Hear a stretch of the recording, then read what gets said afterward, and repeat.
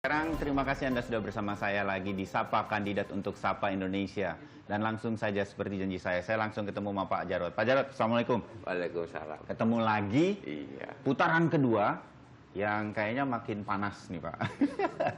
Nah, berkaitan dengan putaran kedua ini, langsung kubu lawan bilang Pak Ahok Jarot meniru-niru program yang selama ini mereka sudah gaungkan ke tengah masyarakat selama kampanye. Misalnya program Kartu Sehat untuk Lansia, itu program kandidat nomor 3, tapi nomor 2 sekarang ikut menggaung-gaungkannya. Emang niru-niru, Pak? Ya, saya jadi bertanya-tanya itu loh, siapa yang sebetulnya niru-niru? Karena itu program kan sejak zamannya Pak Jokowi, Pak Basuki 2012 ya, bahwa kita memang berikan perhatian kepada para lansia dan itu sesuai dengan visi misi kita untuk meningkatkan derajat atau kualitas ya sumber daya manusia di Jakarta. Kita tahu bahwa indeks pembangunan manusia di Jakarta itu kan hampir 80 ya, 78,99. Nah, kita berusaha dalam 2 tahun ke depan IPM kita sudah sampai 80. Jadi salah satunya ini para lansia. Untuk lansia. Nah, yang saya termasuk mungkin masyarakat banyak mendengar itu kan kartu Jakarta Sehat gitu.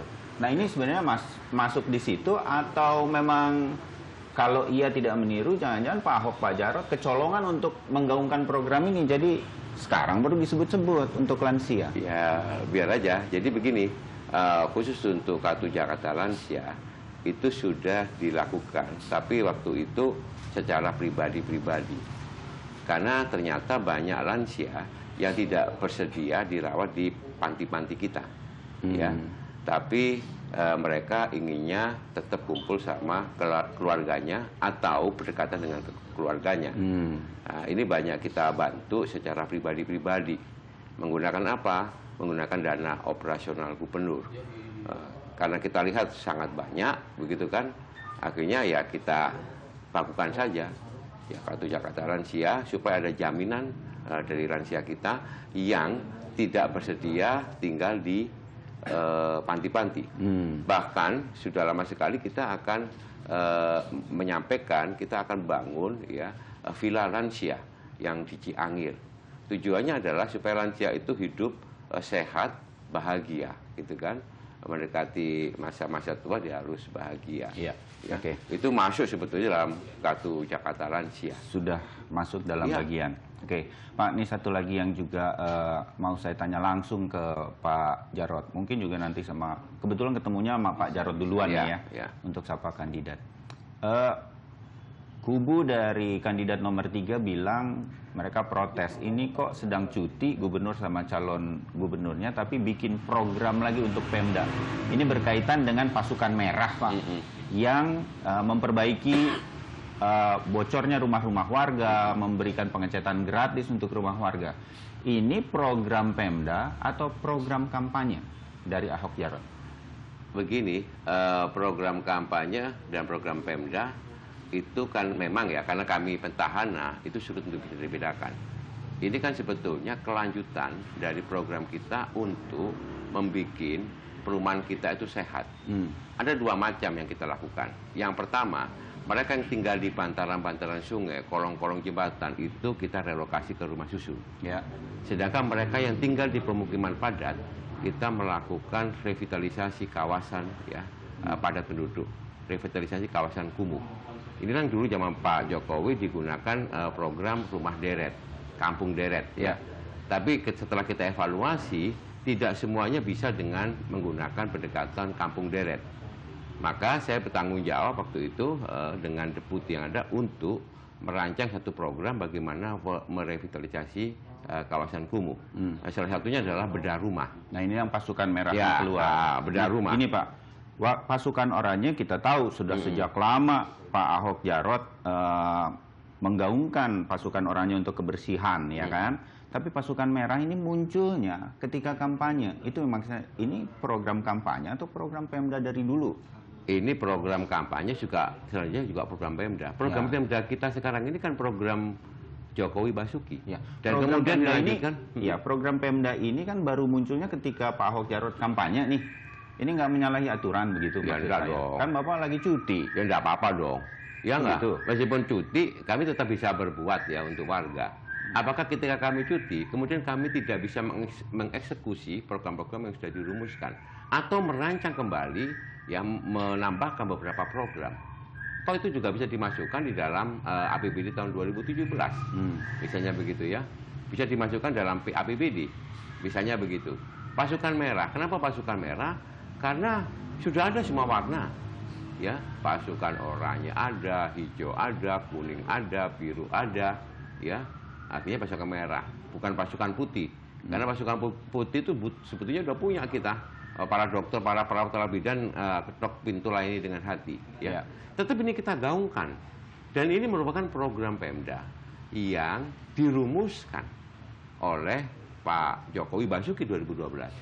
Ya, kami ini kan meneruskan program itu dan untuk 2017-2022 kita ingin menuntaskan dan menambahkan beberapa inovasi ya untuk lebih mempertajam lagi ya program-program yang sudah ada. Gitu, Bayu. Ya. Saya serahkan itu nanti ke Panwaslu, bagaimana melihatnya, apakah ini melanggar aturan kampanye atau tidak, tapi penjelasan dari Pak Jarot kira-kira seperti itu. Satu lagi nih Pak, ini kalau kita ngobrol di warung kopi pasti orang kemudian bertanya-tanya. Walaupun tampaknya memang boleh begitu, Bapak melakukan strategi-strategi untuk menang, termasuk nanti kita sampaikan ke masyarakat juga, foto Pak Jarot di putaran kedua di bilik suara itu nanti akan berbeda karena Bapak pakai peci, benar Pak? Benar. Nah, ini kenapa? Bapak nggak apa-apa toh. Kandidat nomor 3 soalnya punya slogan coblos pecinya. Ini yang Bapak ingin mereka juga agak coblos pecinya juga pecinya Pak Jarot gitu ya? Enggak. Jadi begini, saya merasa nyaman saja. Saya terinspirasi sebetulnya pakai peci itu ketika berkesempatan melakukan siarah. Karena pada putaran pertama saya tidak ada waktu untuk siarah. Kami tunda. Akhirnya kemarin kami melakukan siarah. Siarah ke makam ibu saya, bapak saya, termasuk siarah ke makam Bung Karno. Ini kenapa kemudian Bapak nggak pakai peci dari putaran pertama begitu loh Pak? Karena ini inspirasinya pada putaran kedua kan boleh saja. Dan menurut aturan KPU kan boleh ya.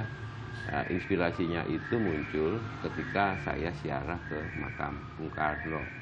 Kemudian disitulah ada inspirasi. Ada teman juga tanya, Pak Jarot ini, kata mereka nih, kata orang Blitar ini, Mas Bayu, ya, kalau pidato itu, kata mereka itu kayak Bung Karno loh. Kenapa Pak Jarot nggak pakai peci saja? Aku bilang, oh iya juga ya. Kan dulu waktu di Blitar Pak Jarot kan juga pakai peci. Banyak fotonya Pak Jarot yang saya lihat sebelum ada di Jakarta pakai peci memang Bapak. Kalau di Blitar sebagai wali kota. Makanya jadi itu, Bapak kembali saja ke situ. Kembali ke situ. Tapi ini berkaitan nggak dengan putaran kedua dengan kampanye kandidat nomor 3 yang mengatakan coblos pecinya?